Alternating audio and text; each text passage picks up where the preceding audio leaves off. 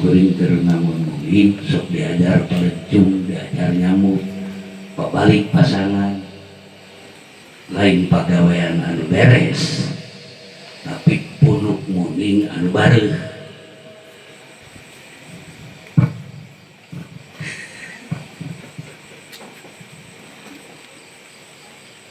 Jeung powerna teh pahili amplop teh kahaturkeun kapayuneun Bapak Kepala Desa Cicikang anu sami kusun kuring dipihormat ku Allah dimuliakeun teu hilap sareng kakantun para reng-rengan ketua penyelenggara haul almarhum anu sami kusun kuring dihormat ku Allah Subhanahu wa taala dipujakeun, tokoh pemuda, tokoh pemudi,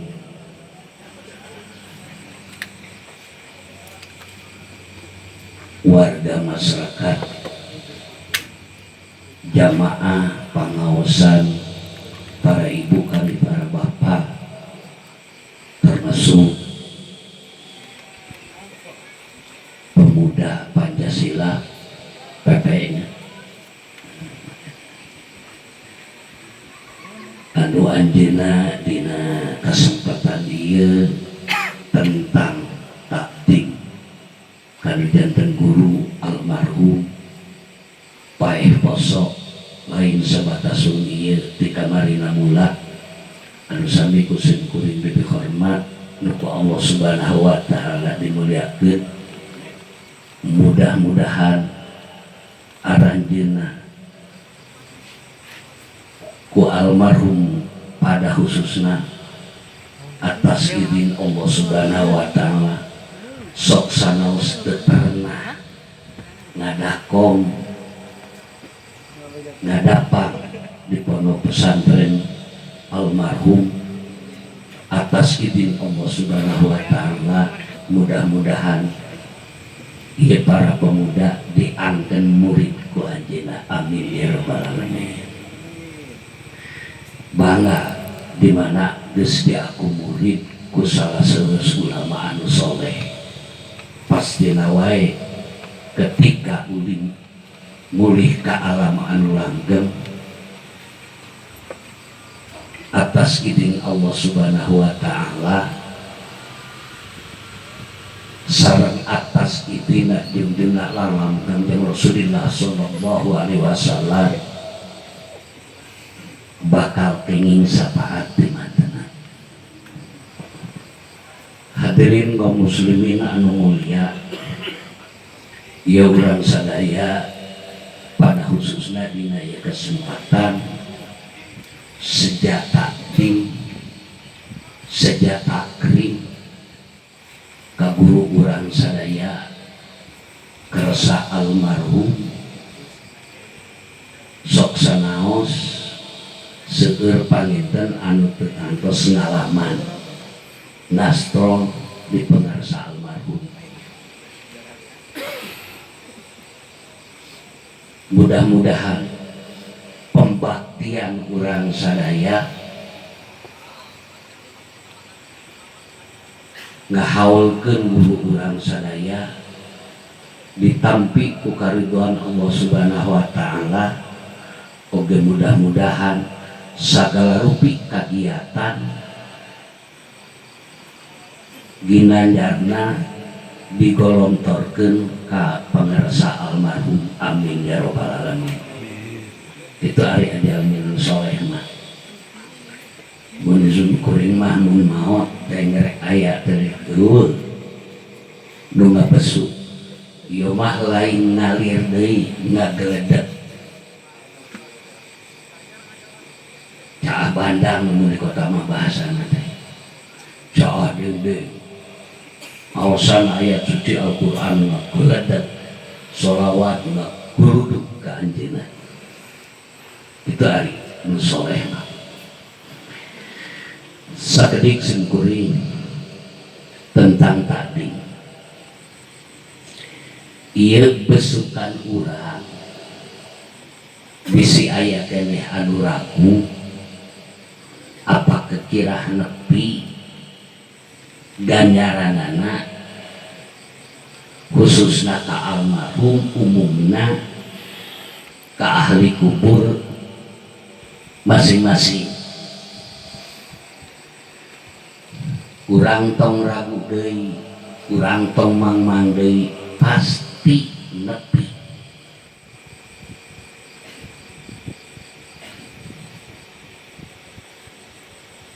Salah sawios hadis junjunan nguningakeun parhamu mautakum bisodakoti wassolat, kudu mikanyaa maraneh kabeh kanu maot di antara maraneh kabeh. Ieu nganggo ibaratna henteu parhamu mauta ahlikum,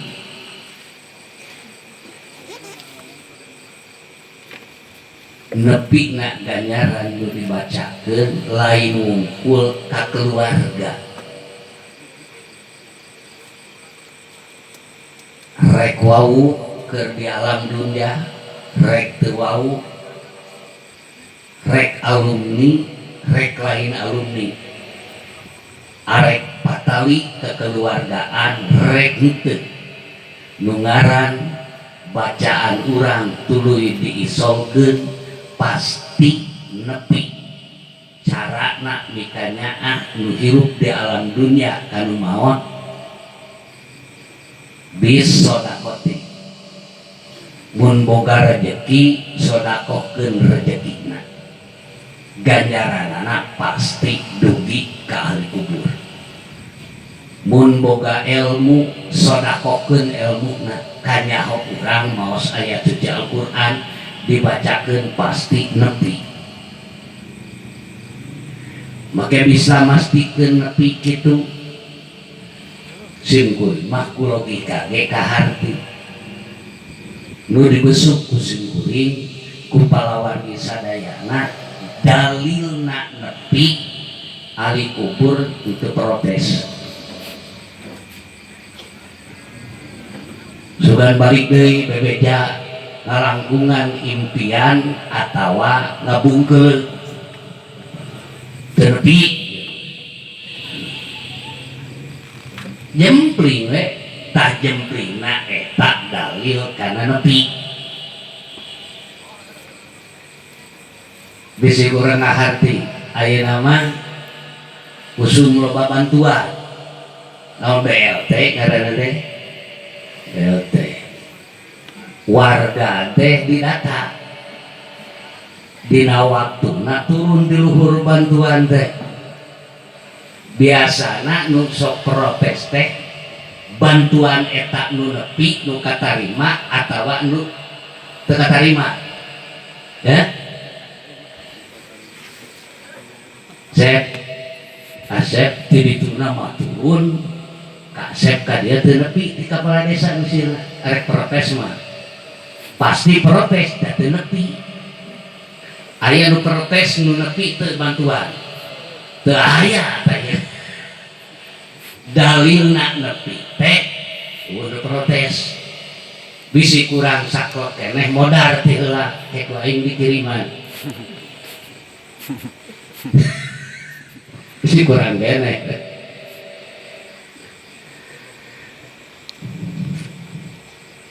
hiji. Kadua mikanya ka ahli kubur teh secara umum ayeuna khusus meureun ka almarhum guru urang sadaya wassolati lakukeun salat. Salat disebut dengan salat unsi atau salat hadiah. Dina niat nama salat sunat mutlak barisa sararea dia lah. Tuluy beres salat disolkeun we mun bisa kulugot Arabiah ku basa Arab lamun henteu mah ku basa Sunda terua tapi bagina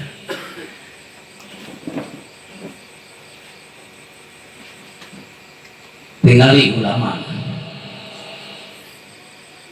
Allah subhanahu wa ta'ala geus mopoyankeun dina Al-Qur'an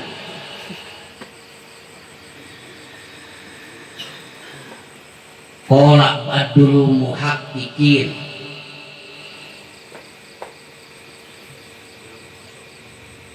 innallaha ta'ala wasopal ulama'a bihumsi manakiba. Allah subhanahu wa ta'ala nyipatan ulama fil Qur'anil Karim dina ayat suci Al-Qur'an anu 30 juz spesial nyipatan ulama kulima sifat.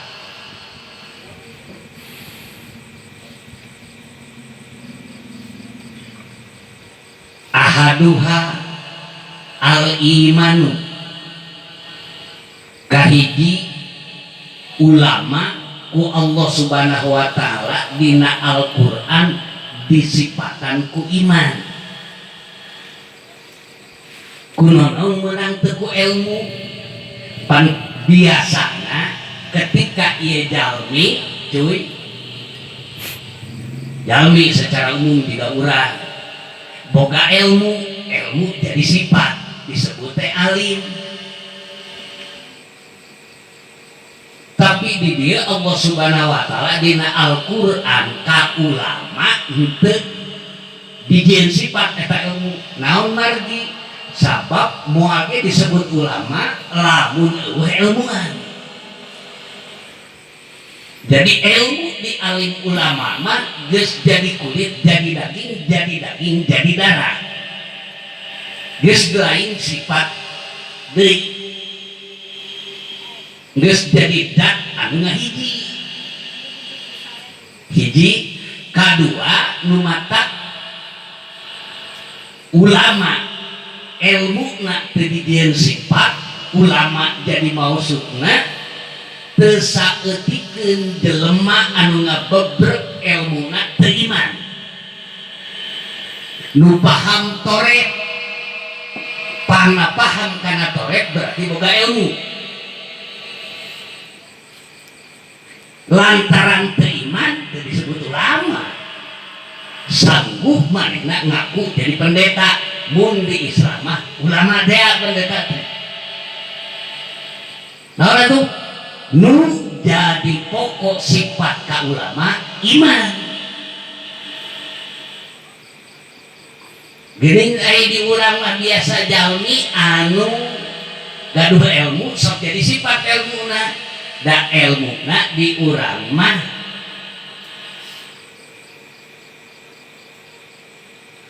hipis jadi sifat beda jeung ulama sakumaha Allah subhanahu wa ta'ala ngadawuh dina surat Ali Imran ayat 7 warosihuna fil ilmi yaquluna amanna bi kullum min indi rabbina wa ma yadzakkaru illa ulul albab. Itu penetapan ieu sifat iman ka ulama serah bongkokan ka Allah bahasana amanah bi kullum min indi rabbina seluruh tek-tek benek nusumpina tidak Allah ngalanggungan para rasul nganggo jembatan malak Jibril teu aya nu ditoda harti istu yakin percayana teu galidir deui wa ma yazakaru ila ulul albab jeung tara ayat teh kurang mah anu eling kadat Allah anu dikir kadat Allah terkecuali ulul albab dia mah anu kokoh imana lain nu boga ilmu ulul albab itu daloba jelema nu baroga ilmu ka Allah teu eling malah ngabohongkeun malah ngupurkeun ka batur mata sifat nu pertama Allah Subhanahu wa taala dina Al-Qur'an nyipatan ulama teh ku iman wasaniha atau hidup wal musaadah kedua Allah Subhanahu wa taala nyipatan ulama dina ayat suci Al-Qur'an ku tauhid jeung musaadah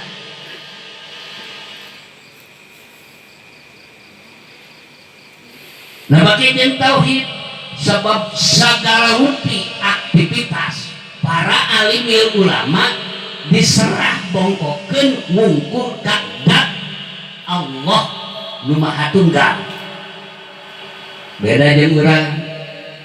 urang mah boga pagawean sumawana anu berbentuk urusan duniawi sekalipun anu berbentuk urusan ukhrawi dina hate sok aya simpangan karana tapi pikeun ulama mah boboro anu bentuk ukhrawi sekalipun anu bentuk duniawi diserah bongkokeun ka zat Allah sareng manahna ulama musahadah geus kelewat muraqabah nama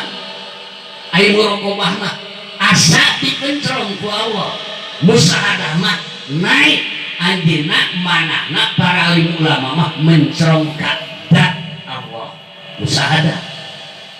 sahidna atanapi nu jadi dalilna fi Allah dina Al-Qur'an masih surat Al-Imran ayat 18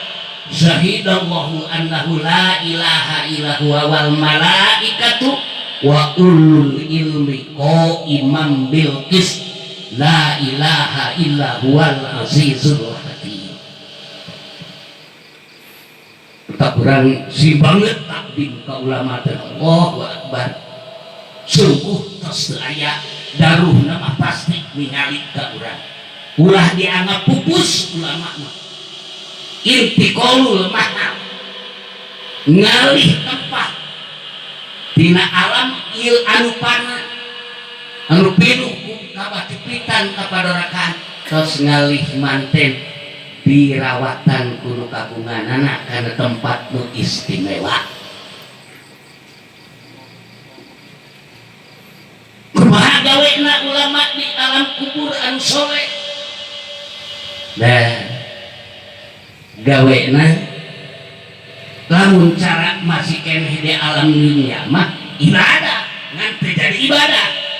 kebiasaan kabakuan mun ieu ulama waktu di alam dunia muruk tugasna da ka hobina muruk di lebat kubur ge ngagandawan ge muruk tapi terjadi ibadah dari alam lain waktu di alam dunia tukang maca tasbih di jero kubur lagi maca tasbih tapi lain ibadah dan habis tugas ibadahnya kebiasaan kasenengna karesepna waktu di dunia maos Al-Quran di jero kubur ge maos Al-Quran gatawa ge maos Al-Quran dan kebiasaan waktu dimana maos Al-Quran kebiasaan waktu di alam dunia kasenangna mau selawat kagantawan di jero kubur ge maca selawat dan itu kebiasaan tapi terjadi nilai ibadah dari musik eta mah kasenang ya kanikmatna kieu